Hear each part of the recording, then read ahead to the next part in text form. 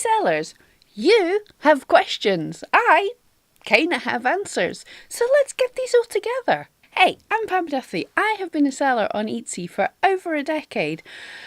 I've hopefully learnt a little bit in all of that time, and in the comments to many of my videos you guys have been asking me some awesome questions, so I thought I would start a new series of Etsy sellers Ask Me Anything, go through some of your questions and see if I can answer them. So rather than me just answering in the comments, we can share it with the whole class. So if you have any questions for me, just leave them in the comments to this video or in any video. If you're watching and an idea springs to your mind, you want to know the answer to a question, ask away. And today I have 4 questions for you guys, so let's get started. So question 1 is, can you sell plants on Etsy? This was specifically in relation to cactuses, but let's talk about all plants. And the answer is kind of yes, but with exceptions. Firstly, no poisons, no toxic plants, no deadly nightshade.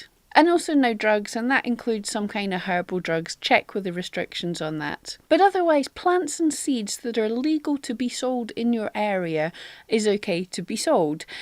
You want to check with the different restrictions in different countries. For example, I know that New Zealand is pretty strict about what they allow in different countries. There's going to be restrictions in all sorts of places. I'll leave a link in the description below to the links that Etsy has for certain countries. I think that's mainly America, Canada and Australia.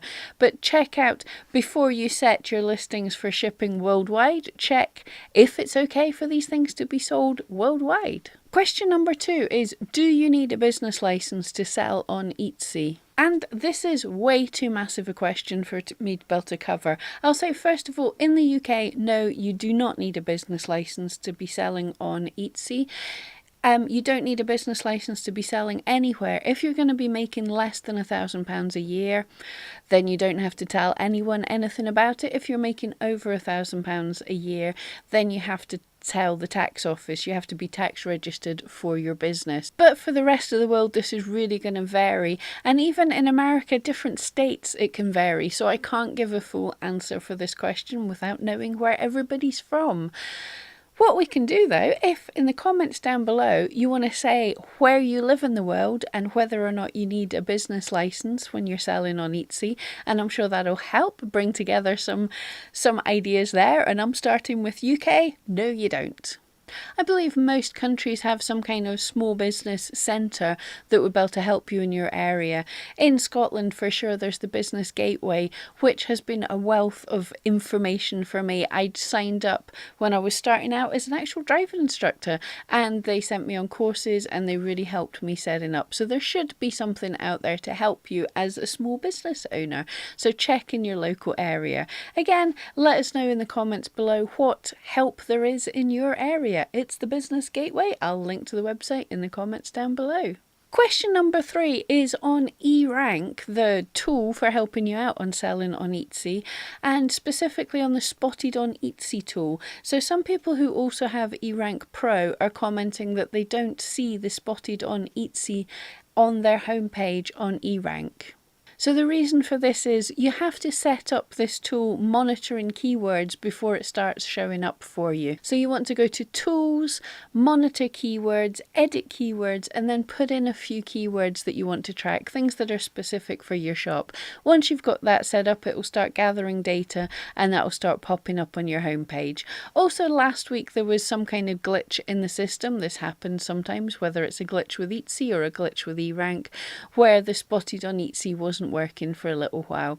But as far as I know, it's all working fine. It certainly looks fine on my end. But you need, with most of the tools on this, you need to set up before it can start gathering data. So make sure you go into the relevant sections and set yourself up. And 4th question is more of a kind of a comment, but it was really awesome and I wanted to share it with you guys. It was basically, I've been doing stuff wrong. I've been looking at the competition for my items, looking at similar items and then going into their best sellers and just copying their titles and tags and keywords and everything. So I thought this was a great comment to share with you guys, because it's an example of something that you think you're doing the right thing. You're finding keywords that are driving someone a whole lot of sales, but it might not be the best thing for our shop.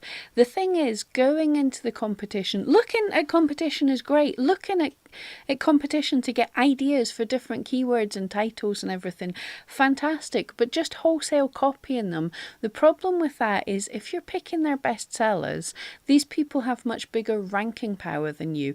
They're selling a lot, therefore they're a kind of big shop.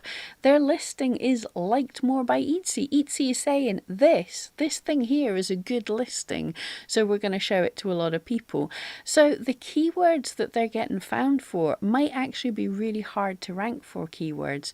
So if you try and copy what their title and tags are, you might just be setting yourself up to fail. Their SEO might not actually be that good. They're just doing well because they're doing well. And also they might be bringing in traffic from completely different places. One of my top sellers is my Splat Cat half bookmark, and that ranks for very little, to be honest. I think it ranks for cat bookmark, but it doesn't rank for any of the big terms really. But it drives in a lot of traffic from a few pins on Pinterest. So if you tried to copy me, you would be trying to rank for terms that I can't even rank for. My SEO is terrible for that. However, the item is doing really well, so I'm not going to touch it. I'm not going to change it. So it's not going to be in your best interest to copy it because my item's doing well because it's doing well. It's not doing well because I've done well. I've done good SEO. So get inspired to find different keywords. Look at it and go, that's a really relevant keyword. I'm going to maybe try that, or I'm going to check it on eRank. I'm going to see how competitive it is.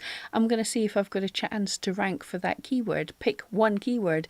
Don't just wholesale try and copy it all. Now I'm going to try and do this little questions and answers at least once a month. So if this is something you're interested in, let us know. Come back every month and get your questions in below. Thank you so much.